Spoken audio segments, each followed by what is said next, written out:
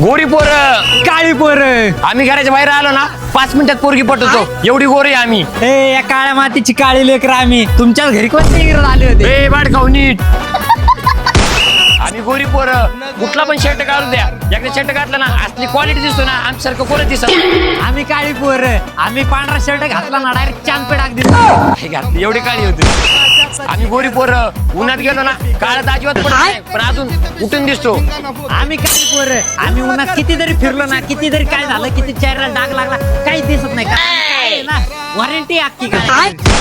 आम्ही गोरी पोर, आम्ही 5 मिनिटं तरी बाहेर कुठे फिरायला गेलो ना लगेच आम्हाला नजर लागते, कारण एवढी गोर आहे.